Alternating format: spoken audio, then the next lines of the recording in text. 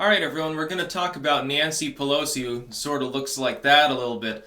She was talking a few days ago. She was giving an interview. I think it was Krugman actually interviewing her. It looks like him, if not. Basically, he's got the roast beef, the roast beef jowls with the weird neck beard sort of thing going on. It's basically his look. He wants to look like he's halfway between the millionaire banker that he actually is, the cartel member that he actually is, and the hippie revolutionary that he wishes that he was.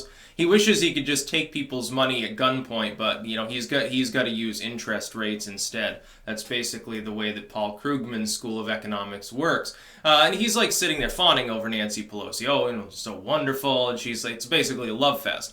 Now, Nancy Pelosi, for a number of years, like a decade or so, has had difficulties in her speech patterns, such that parts of this clip, clip in the description, I don't really know exactly what she's trying to say. I honestly can't make heads nor tails of it because it's so jolting, it's so halted. She'll randomly switch in the middle of a sentence and interrupt herself and can't find the right word, and it's just really weird. But the other part, I guess this is when her Alzheimer's medication kicked in. She talked about, well, when we implement our policies, there might be some collateral damage to those who don't agree with us. And you know what? That's okay. So, in other words, this is like a dog whistle to the alt-left. Hey, when we're back in power, don't worry. We're going to strong-arm these fuckers to the side. We'll make sure we put them in their place like the dogs they are. Eric Holder style or uncivil style a la Hillary Clinton. While on the surface, it's only like a veiled threat. It's not a credible threat of violence. She's not saying, yes, when the Democrats take over, we're going to have a laugh. We're going to laugh at Antifa beating you in the streets. We're going to let, basically communists go door to door and rape people's daughters to keep them in line and stuff, which is basically what some of the social justice warriors would probably want. It's very funny that when you talk to them, there's all this like weird sort of ideology that seeps through if you talk to them long enough. On the surface, it's like love beads and meditation, like hippie, trippy, dippy, love fest, weed smoking. But then when you really get into it, it's like they say vaguely threatening things all the time now, don't they? They like to say it with regards to the gun debate, especially basically like, well, when we come for your guns, you're not going to do anything. They get like a weird, I think, sexual thing out of it. I honestly believe this. I honestly believe that some people on the far left are pathological in their sexuality. There's something wrong with them with regards to master and servant sort of stuff. That is that they're masochistic on one end, but they're also sadistic. They want to see people suffer. They get off a little bit on the idea of mobilizing the state, because they themselves can't mobilize, to abuse other people into compliance with their ideology. And make no mistake, if you gave the hardline left 100% of what it wanted, you created the utopia they think they want to live in, they would very quickly find something else to complain about.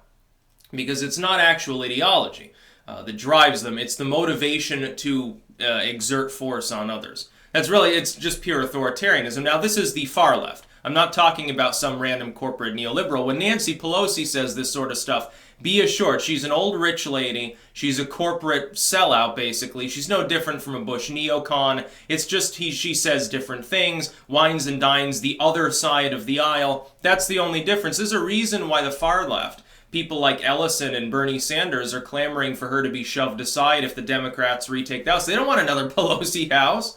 Who the fuck would want a Pelosi house? You want her to go up and make speeches like this every day? You want her to go up before the American people and represent the Democratic Party as the most powerful Democrat in the world, other than Tom Perez, who never says anything? And you want her to talk like this and say off-the-wall shit that's easily exploited in the 24-hour news cycle of the social media era? I don't think you do. I think the Democrats actually, if they retake the House, they should force her to the side. Absolutely, they should listen to the far left. They should force Nancy Pelosi out as Speaker of the House.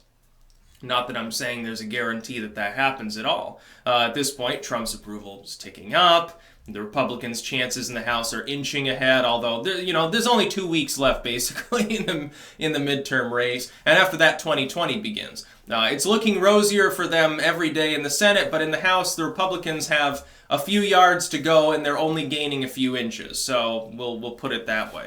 Nancy Pelosi, meanwhile, is the best friend the Republicans could have. It's really great when she's highly visible. It's sort of like Hillary Clinton. When these people who are ultimately opportunists attempt to dog whistle to the far left to drive higher turnout and fervor among that voting bloc because they know they need to, it always comes off as weird. It's like with Hillary Clinton's comments regarding civility. Now, she did that because she wants to go on a speaking tour and sign copies of her book and be looked at as some sort of anti-establishment maverick when she's literally the face of the fucking establishment itself. I can't think of a better symbol of the old establishment that has crashed and burned specifically because of such behavior. Eric Holder, AG under Obama. Yes, he's certainly an anti-establishmentarian figure. He's part of the Rebel Alliance. He's one of the good guys. No, he's not. He's a multimillionaire that loved to prosecute cannabis the same way any other AG does. Basically like Jeff Sessions, only a little bit younger and a little bit darker skinned and with a D after his name. It's what Eric Holder really was. By the way, I'm not a fan of Jeff Sessions for that reason. Nancy Pelosi's nuts. Like literally, I think she's starting to show signs of dementia. She's had speaking problems for a while, but not on this level. She can barely utter a sentence that can be understood in the context of the English language. And when she finally manages to stutter out a sentence, it's something off the wall that's getting used as a campaign ad by the other party. So again, with enemies like that, the Republicans don't need any political allies. The Democrats are doing what the Republicans often do, which is they had an easy victory for the midterms. They have screwed themselves several times now. They screwed themselves with Kavanaugh. They overstretched and were made to look like bullies. That was a big mistake. Elizabeth Warren made a big mistake. That's being used as easy fodder for campaign ads. And then Claire McCaskill, endangering the possibility of them even breaking even in the Senate to stem the hemorrhaging of people there. It's beginning to look like 5-seat gain for the Republicans in the Senate is on the table now. It's beginning to look like it could be a 5-seat gain. That's a red fucking tsunami as far as the Senate goes. The Democrats have to hold on and hope beyond hope at this point that they win the House just to save face. If they don't, they're going to be punished by so many people within their own party, and I guarantee there will be calls for all of the neo-libs, the people like Pelosi and Clinton, to be shoved aside. And it won't be just, a few people, a small chorus continuing to say the same thing. It will grow and grow and grow, and it'll shred the party. That's about all. Peace out.